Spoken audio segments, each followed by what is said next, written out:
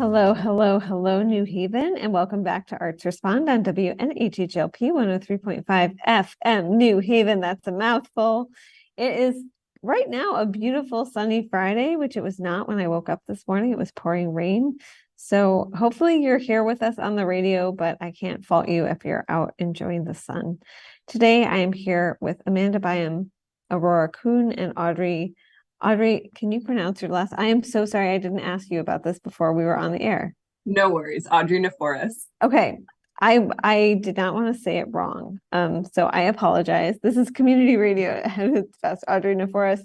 And we are talking about Feast from the Fields and Feast for Families at Common Ground, or the New Haven, I'm just pulling it up. Sorry. Ecology Project. The New Haven Ecology. I always want to say the New Haven Educational Project because it's a school. Yeah. And it arguably also is an educational incubator, and we can talk about that and how this fits into the mesh into the larger mission. But so if you're out there and you've heard of Feast from the Fields, that's because it's Common Ground's like pretty signature event at this point, I would say. But you may not have, and you may be thinking, what is this and what is Feast for Families? And that's what we're going to talk about today. So just, to kick things off, first of all, I just want to say to folks, if you're thinking, when is this? Feast from the Fields is happening on Saturday, September 9th, which is in like 3 weeks, 3.5 weeks. What is time? And Feast for Families is happening the next day on Sunday, September 10th. And so we'll jump right into it. Aurora, I want to pull you into the conversation and ask you if you can talk a little bit about what Feast from the Fields is. Maybe for folks who don't know, we have a pretty general listenership.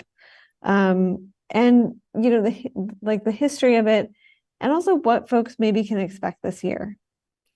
Thank you, Lucy. I would love to. So this is my second year helping to organize Feast from the Fields, and it's really a special event.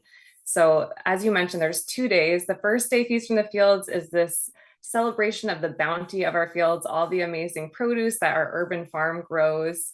And we have 9 different incredible chefs who will be making tasting dishes, each featuring a different item from our farm. And there's also live music, amazing conversation. This is actually the 16th year of Feast, and it just gets better and better every year. It's such a delight. I had such a blast last year, and I think this year will be even better if that's even possible. And then Amanda will talk more about Feast for Families later, but that's equally amazing. We added that 3 years ago to make sure there was something for young people, because Feast from the Fields is for ages 18 plus, but Feast for Families is for all ages and has some really dynamic kids activities. So yeah, it's just really a special celebration of food, of community. We might want to back up and talk about the mission of Common Ground and how it ties into that too. And Audrey can speak to that better, but I'd love to share more about the chefs. They're just really incredible, and I could just talk about food for hours. So I don't want to monopolize the conversation, but I can't wait to share more about this. Yeah, we will talk about all the things, right? So yeah, I promise. And I love, as Amanda and I talked about earlier today, very much off mic, I love food. So we will talk about the chefs, I promise. But I do want to say, for folks who I sort of feel like New Haven is about the size of a minute. So if you haven't heard of Common Ground, I don't know what you've been doing, maybe living under a rock, but Common Ground is very unique in its approach to education, and specifically the focus on outdoor education and how those spaces can be, I think, restorative and healing spaces for young people and folks of all ages. So Audrey, I'm wondering if you could talk just a little bit about what Common Ground is to situate folks who maybe think, I don't even know what we're talking about right now. Totally. It would be my pleasure. And as you both identified, there's just so much happening at Common Ground. And so bear with me. I'm going to tell you the basics, but we could be here all day talking about all the work that we do and all the work that my incredible colleagues and all the staff do at Common Ground. So just, if you've been to Common Ground before, because once you physically step foot on that campus, there's really nowhere else in the world like it.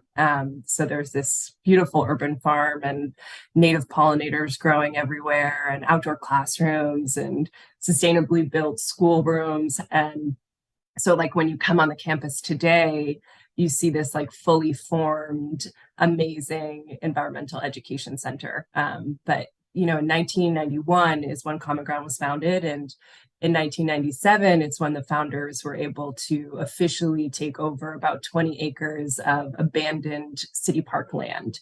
And at that point in 1997, the land had just been turned into like a community dumping zone, and people were dumping, you know, their garbage there, and this group of like intrepid educators decided to clear that out. They got the community involved. So like from day one, it's been this expansive kind of place where many hands are, you know, making light work as much as possible. So they cleared out like 16 dumpsters full of junk that had been placed there, and they started to tend that land and work in stewardship with that land to create the place that a lot of us know and love today. But like surprisingly, Lucy, we hear all the time from people who are like born and raised in New Haven that they've never heard of Common Ground. So we still have like this little like best kept secret going on that we don't want to be going on, because we want everybody to know, and everybody to come and be a part of it. So after that, you know, reclaiming of the land, working with the land, it started as this vision to provide alternative forms of education for youth in New Haven, and especially to be expanding the use of outdoor spaces and like kinship with the natural land in the classroom. And so since that, like over the years, the mission has really grown and changed as a response to the needs of our community.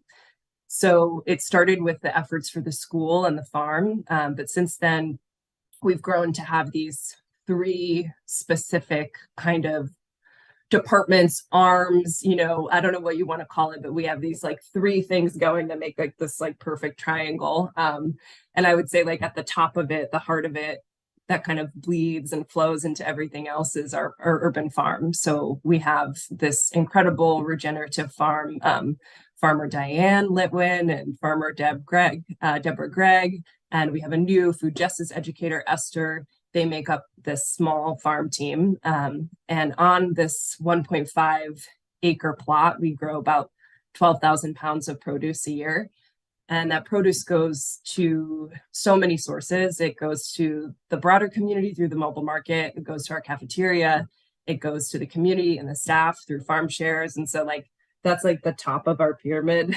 And then we move from there into our different educational offerings. So we've got Common Ground High School. It's the first environmentally focused charter school in the nation. And since its inception, like I said, you know, our mission is always growing and changing. And so, you know, initially a lot of the focus was on environmentalism. And since then, it's really grown to expand. But how can we talk about environmental justice without talking about people and without talking about social justice? So the curriculum really focuses on the intersection of those 2 things and the interconnectivity of those 2 things. It's an amazing school. I always like, I am envious of our high school students and wishing that I had been able to go to a school like that growing up. And then we also, so we've got the farm, we've got the high school, and then the final, but definitely not least, is our just community programs department. And so they do all of the deep, wide programming throughout the city, after school programs for young people, field trips for public schools throughout the entire city. We have programs called like schoolyards, where we work with other public schools and we develop, you know, community gardens for them on their campuses, pollinator gardens, work with educators to build environmental education into their curriculum, and then make sure to provide consistent support. Summer camp. So, you know, you can almost think of like community programs as that area of our work that's focusing on younger people and early childhood education in kinship with the environment. So as I said, we do a lot. I hope that wasn't too much of a spiel. 0%. I mean, I feel like, you know, Aurora, then coming back to Feast, or any of you can hop in, coming back to Feast, sort of all of those things are coming together, and then they're coming together over the idea of breaking bread, which is fundamental to, I feel like in every cultural tradition, breaking bread is like where you find common space. And so, Aurora, give me that food spiel that you were excited to do, because I'm like getting hungry looking at this list of chefs from everywhere, from House of Naan to Sanctuary Kitchen to Bloom to Olmo, which is a personal favorite. I mean, really all of these are personal favorites. La Cocina de Sandra, which is, if you haven't had it, you're in for a treat if you have tickets to this. So let's take me on that a little culinary tour of what folks can be expecting. Oh, it is my distinct pleasure to do so. Feast is really a foodie's dream. Like you mentioned, like just thinking of the chefs would make anyone hungry. And it's just such a celebration of the incredible restaurants and, food artists we have in New Haven. So yeah, you mentioned many of them. One of my most favorites is La Cocina de Sandra. So their pupusas, in all sincerity, changed my life. They're so delicious. Last year they had zucchinis from the farm. This year they're going to have cheese and pork, and then cheese and beans with their famous red dipping sauce featuring common ground tomatoes and onions. And if you haven't had a pupusa, it's this delicious corn, like a tortilla a little bit, but thicker. And it's a Guatemalan and Central American specialty. And it's just so flavorful, so delicious. All the dishes, we call them tasting dishes, but the portions are huge. The chefs are so generous. Like, you come hungry because you're going to leave stuffed full of tasty food. And then, yeah, it's all, locally grown. It's sort of unbelievable. And the tickets are just $50 a person, and it's cheaper than going out to dinner. And it includes these amazing dishes, drinks. Bloom is doing a mint mojito cocktail featuring mint from Common Ground, and mocktail version too if you don't want the alcohol. We have Armada Brewing is donating locally brewed beer, as is Thimble Island Brewery, and then Athletic Brewing is donating non-alcoholic beer. So really, food, beverages, everything. I'm so hungry now too, thinking about it. And we have to mention with Chef Elmer, though, there's like a super special connection to Common Ground. No. It's like, I just want to shout out. So we are so proud that they are part of the event. This is their second year coming, because Elmer graduated from Common Ground High School. So this is like a homecoming, totally like helped volunteer at the event when he was a high school student, and is now went through the collab program. So they are like through the food incubator program, business incubator program, and they're like out there making this amazing catering happen. And for them to come back and honor us in that way, it's like this beautiful full circle moment. So I just had to shout that out. And please get back into your beautiful, journey of food, Aurora. No, that's amazing. And I will say, for folks who don't know, so Elmer is Sandra's son. Yes. And yeah, that's I didn't know that history. That's beautiful. It really is. It really is. Yeah, I'm so glad you highlighted that, Audrey. I can't believe I forgot to mention it, because it really like almost brings me to tears when I think about it. And they are so excited about the event and being back, and then their food is so phenomenal. Also, this year, in addition to their famous pupusas, they're making tamales, and the Guatemalan style tamales in the banana leaf. Again, both like a vegetarian version with chickpeas and red pepper and green pepper and their salsa, and then a meat version with chicken. So yeah, again, I brought it right back to food. Amanda knows. Look, if your mouth is watering and these pupusas and food sound good, make sure you'll get tickets at commongroundct.com. .org. Yes, .org. I love it. And we'll throw the link in the yeah. So I want to talk a little bit more about Feast from the Fields, but then I also want to talk about Feast for Families, which maybe is something that folks haven't heard about because it's newer.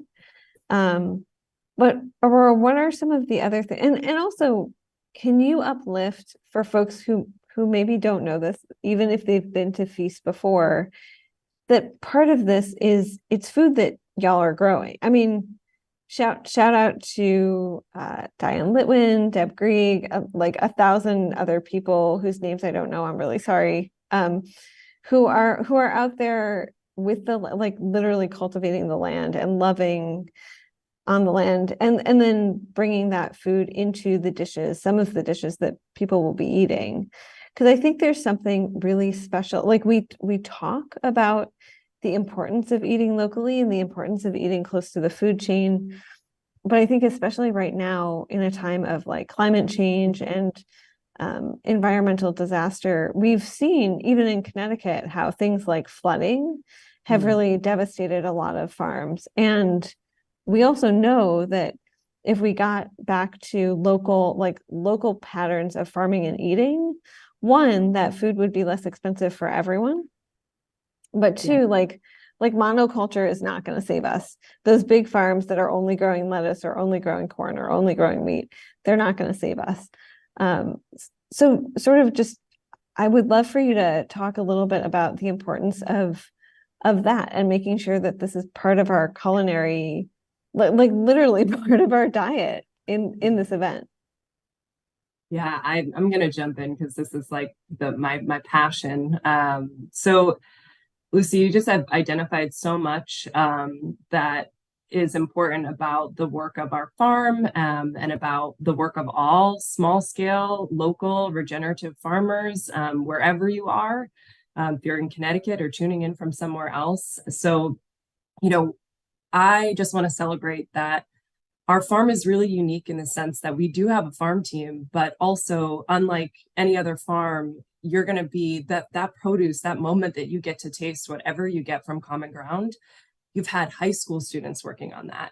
You've had people from the community who are adults who want to take on learning urban farming skills, who are there as a paid internship, who are learning that work, but they're not just learning it like in a silo, they're learning it intergenerationally. So the high school students are there working with the farm team, working with the farm interns, and then volunteers are coming in.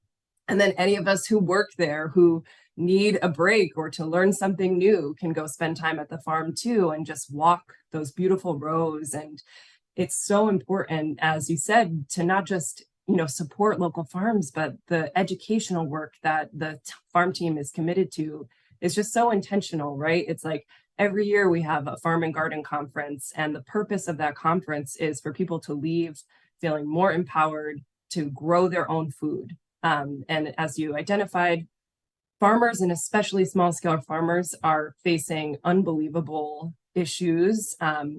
It's really I think that so many of us walk into like a supermarket and we see all this gorgeous produce and it's like, wow, look at everything that's available to me. But that is a bit of a myth, right? Like we're kind of like living in this alternate reality where things are available to us all the time. But if you want to like be supporting these small scale farmers in this season alone, farmers in New England have faced like 2 unprecedented challenges from extremely hard early frost that was, decimated a lot of crops very early in the growing season, meaning that some small scale farms that had been in existence for 16 years had to close their doors from that one frost.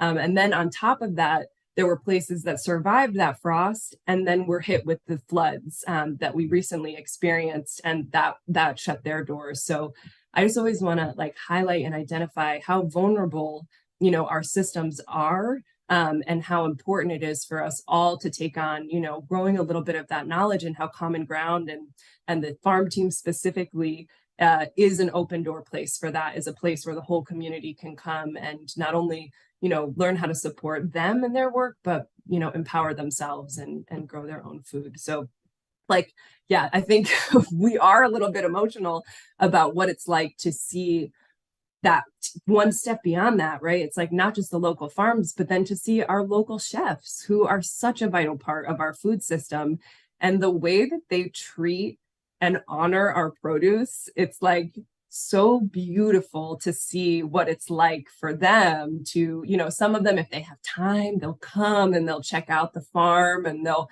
walk the rows and see what they want to use that year. But all of them just like always are blown away with this produce. And yeah, it's a special thing to see like what this tiny farm is able to do for this event.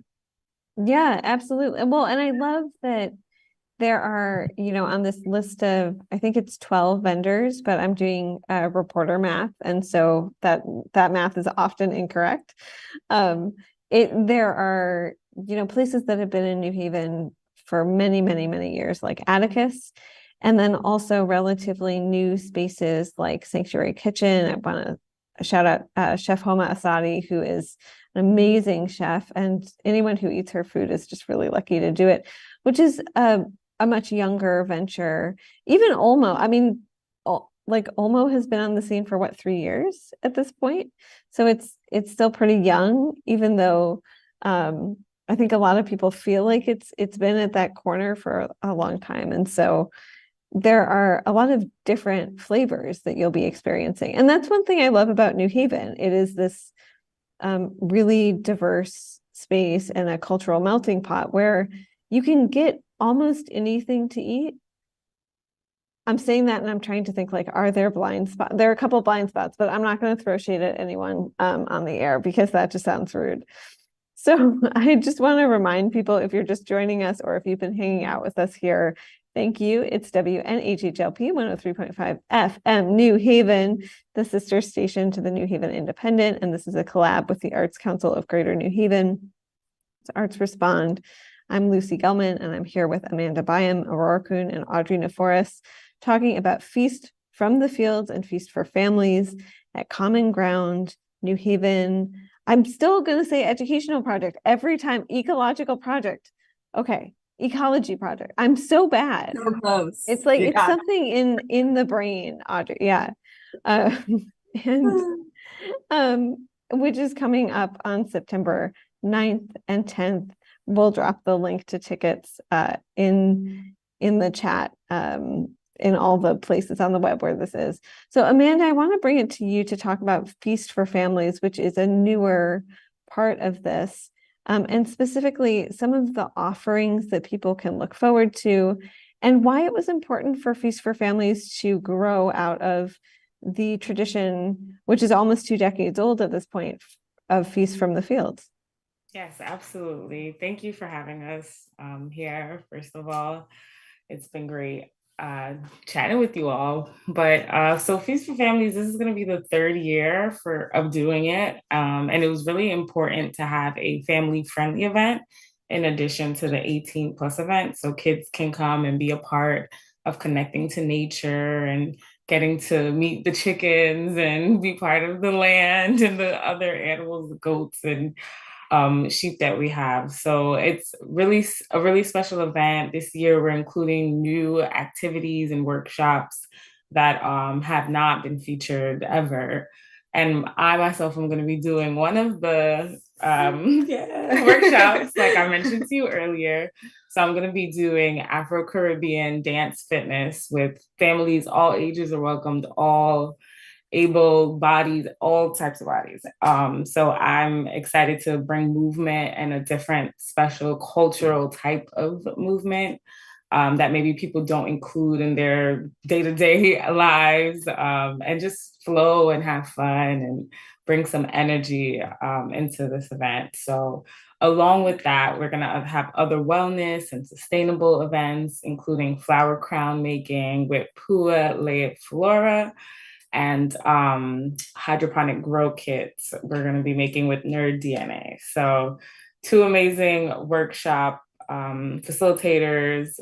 Pula Flora is by I'm gonna get the name wrong, Julia Maurice. And she is going to be using, it's an artisan flower business based in Madison, Connecticut. And she's going to be using flowers grown right on our farm, 100% from Common Ground. And they're going to be able to make their own floral crowns. They can make other accessories as well. And Julia, she finds it important to use flowers that are mostly based from Connecticut and foliage. So she supports local farms with her local business as well. So that's really important for us to include small businesses and entrepreneurs and business owners that tie into their mission, ties into ours, basically. So that's really exciting. And then the other workshop facilitator, Gina, she's with Nerd DNA. She's coming from Brooklyn as well, my hometown. And she's an environmentalist. She's a business owner. She does other types of workshops for wellness and sustainability. And she's an environmental teacher. So she's very passionate about the environment and nature and teaching people how to learn how to be more sustainable in their everyday lives and wellness and eating well. Like she does all types of amazing things with her environmental organization in Brooklyn. So shout out to Gina. And people are going to be able to take home their own grow kits in plastic recycled bottles. They can grow their own stuff and with this awesome hydroponic kit, and it's going to be lots of fun. So the other thing people will be able to do is kids and adults alike, they'll be able to make herbal tea with using items from our edible garden. Just so cute. I love watching the kids in the edible garden. So I'm excited for that. And who doesn't love tea? So lots of great things are going to be included in Feast for Families this year. And the food, can't forget the food, cannot forget the food, is going to be provided by Chef Sonia of Te Amo, Barracuda, and 80 Proof. So local business, again, champion, and with so many different locations. Shout outs to her, like goals. And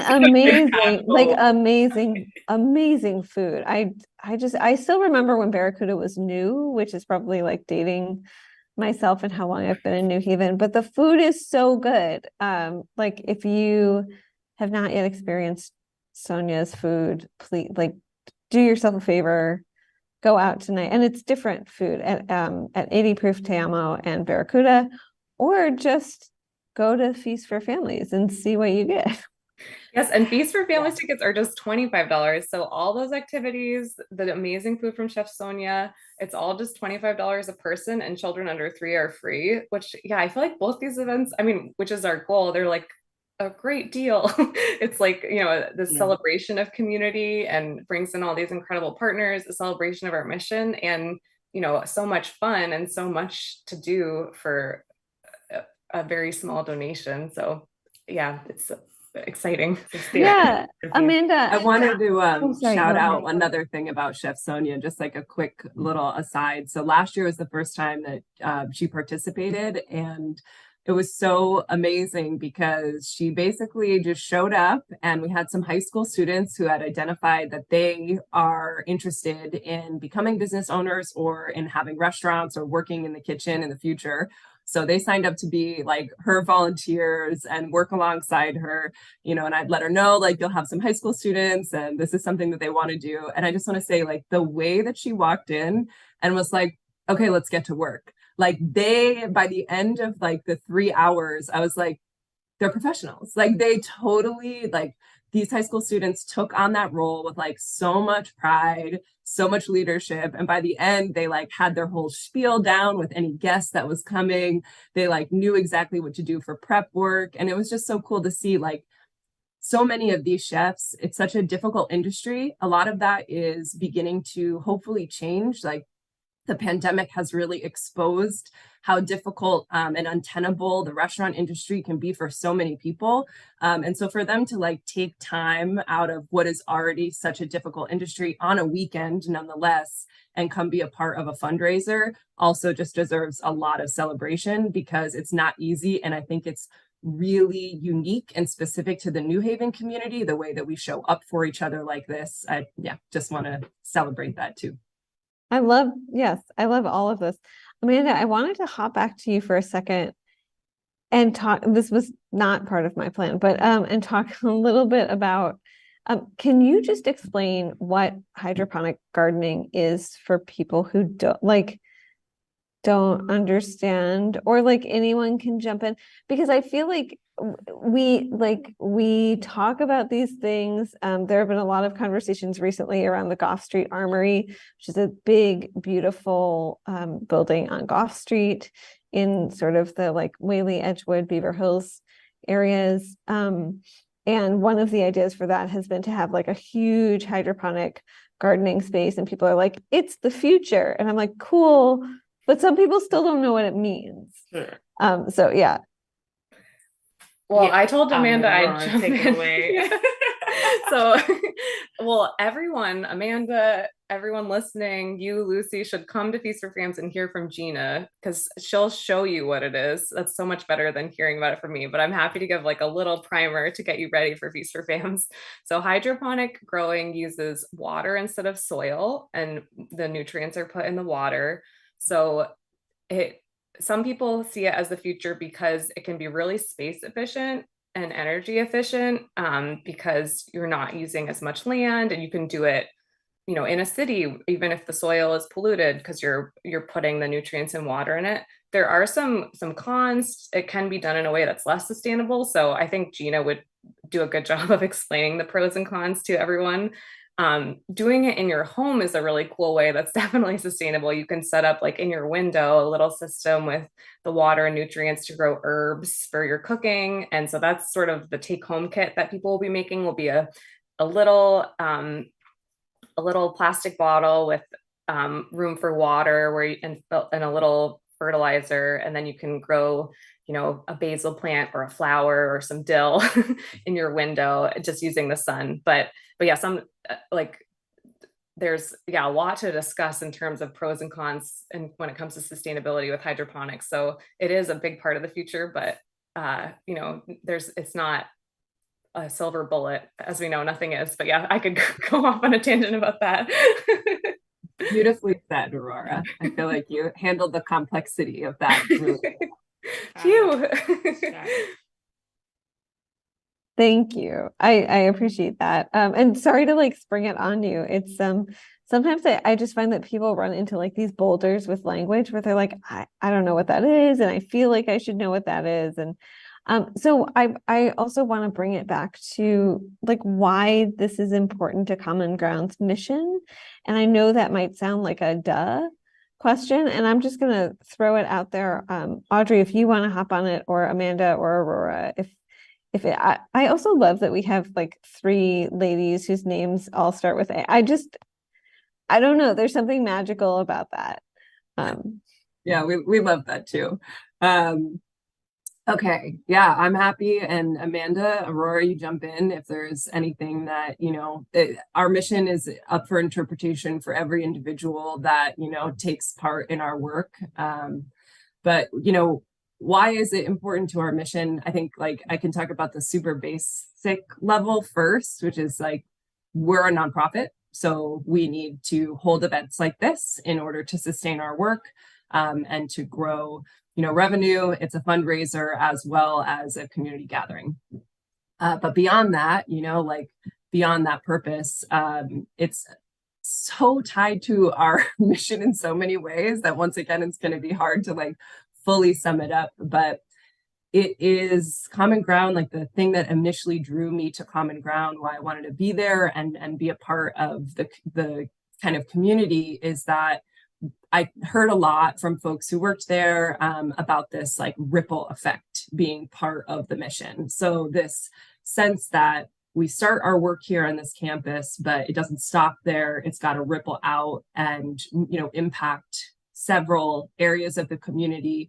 And so I just loved how Common Ground centers partnerships in that way, whether that's partnerships with our students, families that are enrolled in activities, but so many local other nonprofits and businesses partner with us. So, that's what Feast from the Fields is really identifying and celebrating. It's like bringing us all together, yes, under like the enticing, beautiful elements of food and live music. By the way, shout out to Caribbean Steel Drum Band. I was going to be there. So like, yes, there's all of that. We want to celebrate together. We want to break bread together, but we also want there to be, an annual opportunity for all of our partners to come together. So, the people who will be in attendance will be, parents of high school students themselves will be there speaking or volunteering. We're going to have all of the chefs, we're going to have representatives from lots of other nonprofits. And so like, that's another thing I always want to identify is like, yes, we're hoping to fundraise for Common Ground, but when you go there, you're going to have the opportunity at the event to meet so many other people who represent other organizations that need our support as well. So that's like, it's for us to gather, to celebrate, to have some joy, restoration, peace together, but also to, spread our mission and then spread the mission of others who make this city what it is. And it's also like anyone should feel free, or everyone should feel free to jump in. I think there's something specific about the land and like green spaces that is healing. And where Amanda and I talked about this a little bit, like way off mic this morning, that like the kids are not all right. Arguably the adults are not all right either, because we've been through 3 years of navigating like, this is a new normal. Oh, we're going to pivot. This is still a new normal. Oh, we're going to pivot again. And I think everyone is dealing with sort of the social and emotional blowback of the COVID-19 pandemic, the fallout from education within workplaces. I mean, we're for women on this right now, and we've seen like women drop out of the workplace because we live in a country that is so bad when it comes to things like childcare. So I'm wondering if one or all three of you are interested in talking about just like the role of this space that has been cleaned and loved and cultivated and continues to be nurtured and cultivated by so many hands, and the importance of that in healing, especially right now. I'm happy to kick it off, but I hope Audrey and Amanda will chime in too. But yeah, I do think that's something that's so special about Feast is it's a fundraiser and community event, but it's so much more. Like it's really a testament to healing and resilience and community and the power that we all have when we come together. So it really does fill me with hope in these difficult times, to see how excited the students get, to see chefs and partners and other nonprofits willing to contribute, to see all the guests wanting to come together and talk about important things and share their time and take a tour of the farm. The farm itself always fills me with that hope. When Audrey was sharing earlier about the importance of the land and the food in Feast, I was thinking like earlier this week, I went for a walk around the farm and just the diversity of plants and, seeing all the different people who come to learn and work on the farm, whether it's young kids in the community programs, summer camp, or the adult interns that Audrey mentioned, or the high school students, and the butterflies and 5 kinds of bees. You might know from our Facebook page, I'm a fauna and flora nerd. And so I like to spend my lunch breaks and before and after work time walking around, just admiring the biological diversity. And then, there's a incredible diversity of people, in every sense, culturally, age-wise, any way you can think of. So it really is so unique and special to celebrate that together and to have that kind of in contrast to the really overwhelming, discouraging things that we're facing, whether that's climate change or mental health fallout from the pandemic or the patriarchy. But yeah, I'll open it up to someone else to chime in. But I feel like it is a really joyful, hopeful, resilience and resistance moment feast in so many ways. Yeah, agreed. I think all of us coming together for this common goal of being able to promote sustainability and teach others that maybe don't know much about sustainability and how this is better for us and how this, improves our community.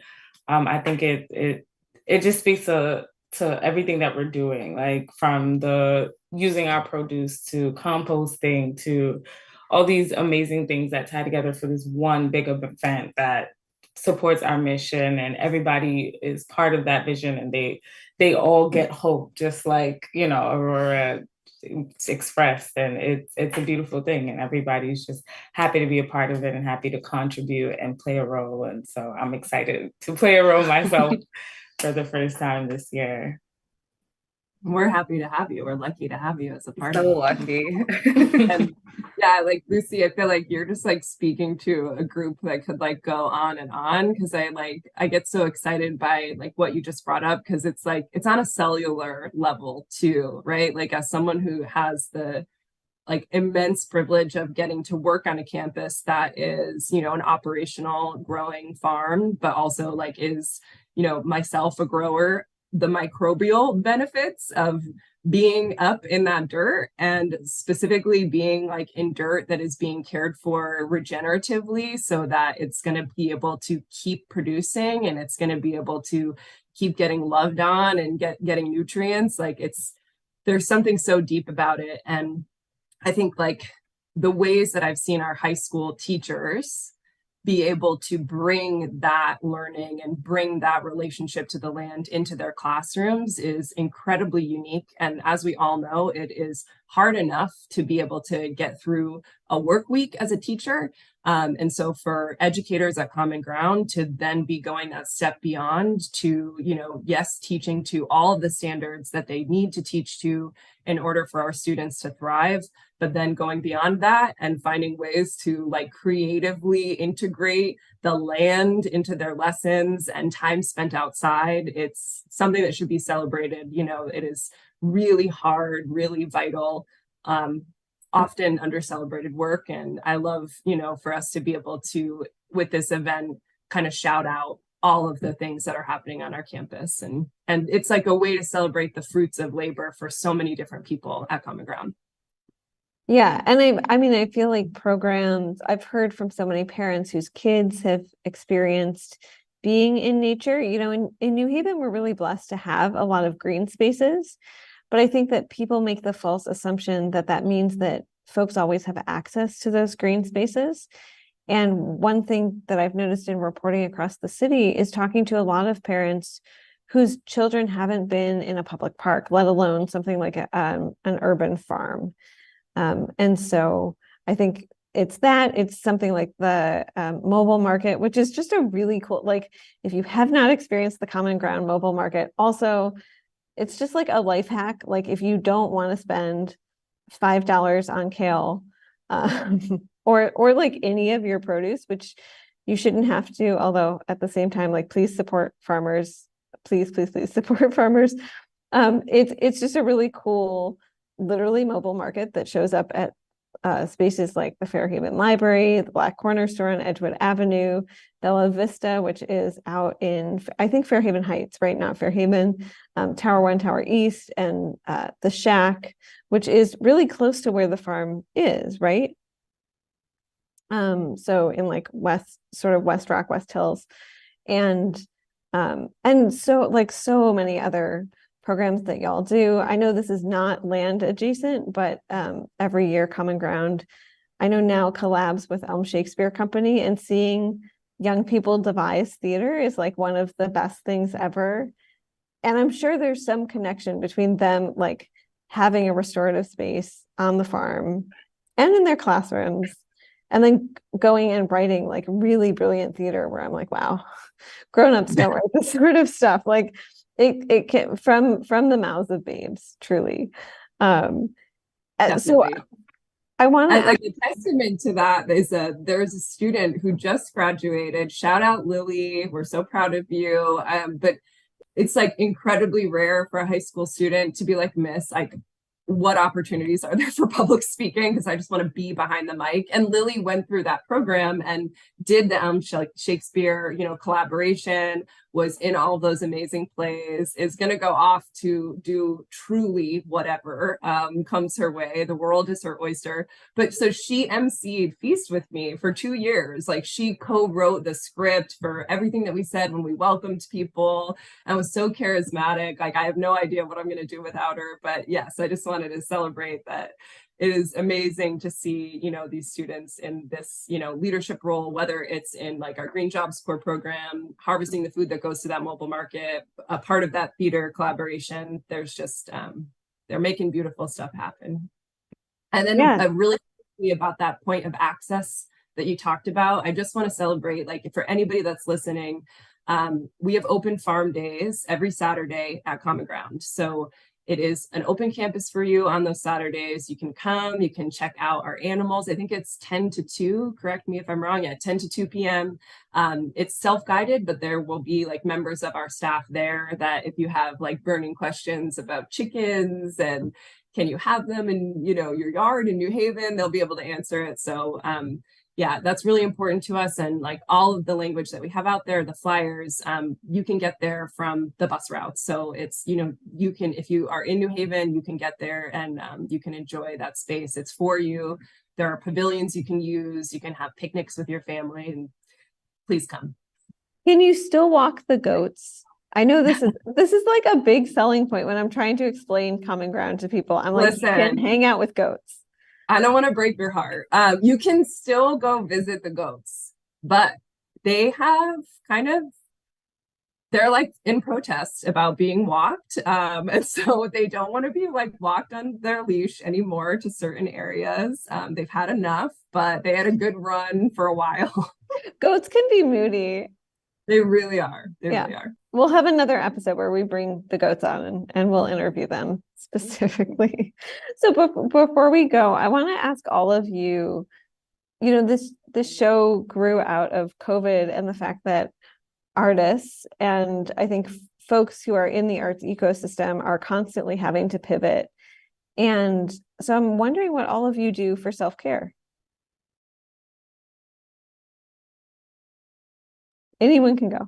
What a wonderful question. Are you ready, Amanda, or not yet? Sure. I mean, it does relate to Feast for Families. Like one thing I love to do is take a dance class or just go dancing, you know, something that fills my heart, something I'm passionate about. Dance is one of those. So yoga and like movement. I love to be, you know, moving and staying active and being outside. So if I can do an outdoor yoga class, I'm there. Just to have a picnic, like Audrey mentioned, you know, with some friends and enjoy some good food, you know, outside. That stuff fills my heart. So those are some practices of self-care for me. And yeah, my self-care is pretty Common Ground related too. I guess I think we all, you know, came to this work because it aligns with our passions. So I love just going on walks in nature, and I often go to open farm day and I'll drop off my compost at our community composting and then, you know, say hi to the chickens and then go for a hike up West Rock. And then also, you know, while I'm walking outside, I just love to like take a up close personal look at like flowers and the fauna and flora. So that brings me so much joy to, you know, go slow and observe the beauty of nature, which, you know, we can find everywhere throughout the city, not just at Common Ground. Oh, I love it. Yeah. So for me, yeah, also some Common Ground adjacent stuff. So as I mentioned, I grow my vegetables and flowers, and that's so important to me, just that time to slow down. I would say like my two deep loves outside of, you know, what we're doing at Common Ground is growing vegetables and playing basketball. Those are the two things that bring me a lot of joy. And I also just want to shout out, so Amanda, Aurora, we have another team member, Lauren, who isn't here. Unfortunately, like this time is a time in which they are not getting as much self-care at time as they should, because we're preparing for this huge event where, you know, 300 people come. So I just want to say that they are like so dedicated, so wonderful, work so hard on bringing this event to the community. It is like such a blessing. And I love hearing them talk about self-care, and I'm really excited for the event to happen and for us to be able to slow down and get some more opportunity for doing all those things that we really love to do. Yeah, that's so real too. So I just want to let folks know before we go, because our time is winding down. This has been Arts Respond on WNHHLP 103.5 FM New Haven. We are talking about Feast from the Fields and Feast for Families happening on respectively on Saturday, September 9th from 6 to 9 p.m. It's 18 plus, at least on the website. So get a babysitter. Have that date night. We've been talking about self-care, so please, like, if you're a bedraggled parent, I don't know. I hope you're able to have that special date night and eat some delicious food. And then Feast for Families on Sunday, September 10th from 1 to 3 p.m. And it's literally in the name, for families. Tickets for Feast from the Fields are $50 and Feast for Families are $25. And that money goes directly to all of the cool programming that Common Ground is doing. So it's not just like floating around in the ether.